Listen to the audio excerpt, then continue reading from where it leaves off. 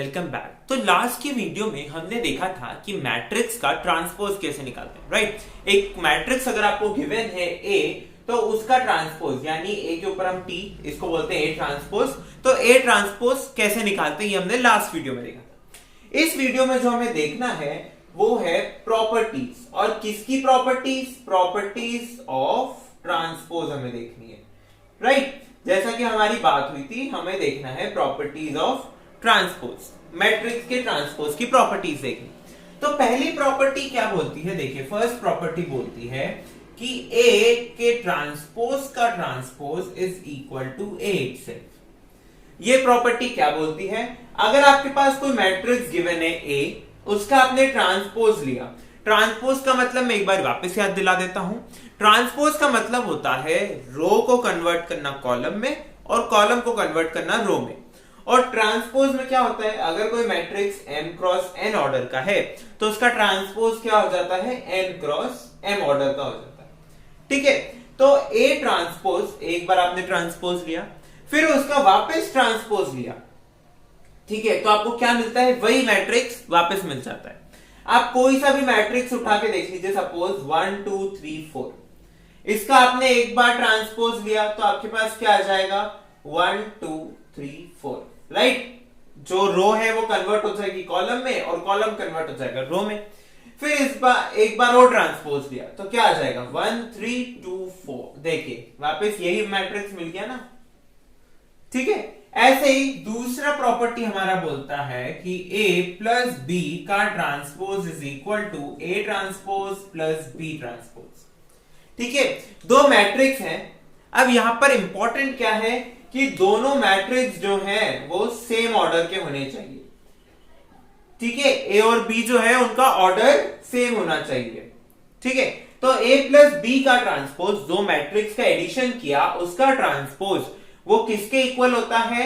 Individual matrix के transpose के addition के बराबर, ठीक है। यहां पर देखिए, addition, transpose of addition of matrices is equal to addition of transpose of matrices, ठीक है। Transpose of addition is equal to addition of transpose.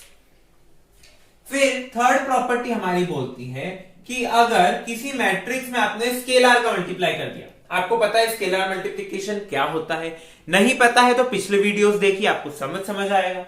तो k इंटू ए, k क्या है? एक स्केलर है, a हमारा मैट्रिक्स है। अगर आप उसका ट्रांसपोज लेते हैं, किसी स्केलर का आपने मल्टीप्लाई किया और फिर उस जो रिजल्टेंट मैट्रिक्स आया उसका ट्रांसपोज लिया, तो वो आपके पास आता है k टाइम्स a ट्रांसपोज, ठीक है। यहां पर देखिए, इंपॉर्टेंट क्या है कि k के ऊपर ट्रांसपोज नहीं लगाए, क्योंकि k क्या है? एक स्केलर है, स्केलर का कोई ट्रांसपोज नहीं होता, ठीक है। उसके बाद फोर्थ प्रॉपर्टी बोलती है कि आपके पास दो मैट्रिक्स है a और b, ठीक है। a और b दो मैट्रिक्स है, उनका आपने मल्टीप्लाई किया। मल्टीप्लिकेशन की कंडीशन अगर सेटिस्फाई करते हैं तो मल्टीप्लाई कर पाएंगे, ठीक है। मल्टीप्लिकेशन की कंडीशन क्या होती है ये आपको याद होना चाहिए, ऑर्डर हम चेक करते हैं, ठीक है। नहीं याद है तो मैट्रिक्स मल्टीप्लिकेशन वाली वीडियो देखिए, आपको सब समझ आएगा। तो a इंटू बी का अगर आप ट्रांसपोज निकालेंगे तो वो हो जाता है b transpose into a transpose. ऐसा आपको कुछ देखा भी लग रहा होगा कि ऑर्डर बदल गया है, ठीक है। ये आपने याद करिए, कहीं ना कहीं तो ऐसा कुछ पढ़ा होगा, ठीक है। इसको एक और क्या बोलते हैं? इसको एक और बोलते हैं रिवर्सल लॉ।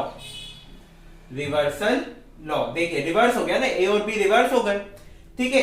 तो ये क्या बोलता है कि transpose of multiplication of matrices is equal to multiplication of transpose of matrices taken in reverse order, ठीक है।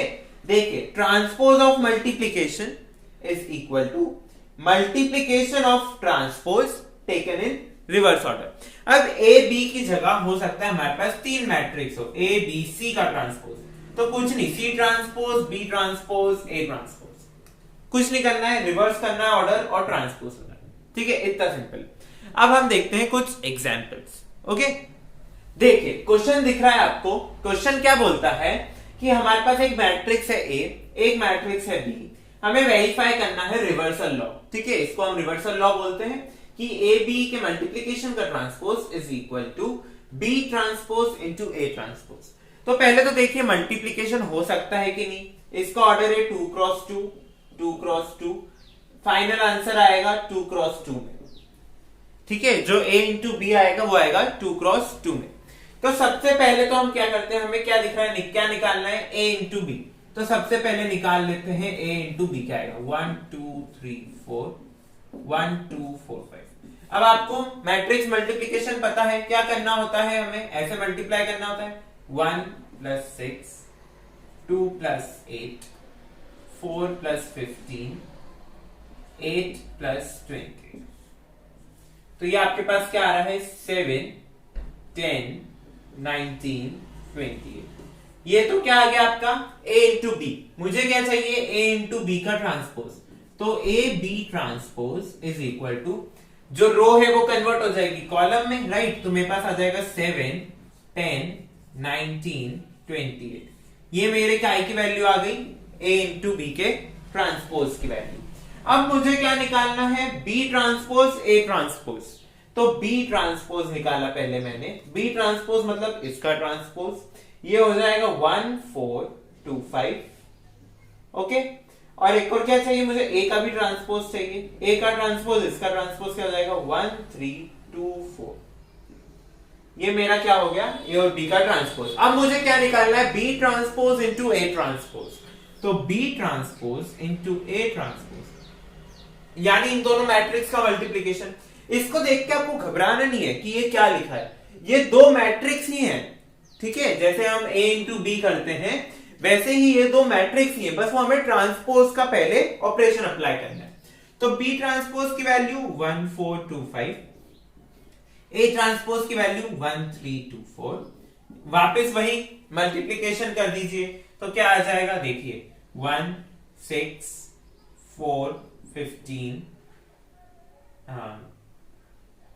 2 8, और फिर मेरे पास आ रहा है 8 20। देखिए वापस यही आ गया मेरे पास, 7 19 10 28। ये दोनों मैट्रिक्स को आप कंपेयर कर लीजिए, दोनों इक्वल आ गए। अगर दोनों इक्वल आ गए तो मेरी प्रॉपर्टी जो है वो क्या हो गई, वेरीफाई हो गई। ठीक है, दोनों इक्वल नहीं आ रही होती तो ये वेरीफाई नहीं होता, पर दोनों इक्वल आ गए हैं तो ये मेरा वेरीफाई हो गया कि ये दोनों इक्वल है। ऐसे ही आपको सारे क्वेश्चन सॉल्व करने, क्या करना होगा, मैट्रिक्स गिवन होगा, उसका ट्रांसपोज निकालिए, ट्रांसपोज का मल्टीप्लीकेशन पूछ रहे हैं, जो भी क्वेश्चन में पूछे वो फाइंड करिए।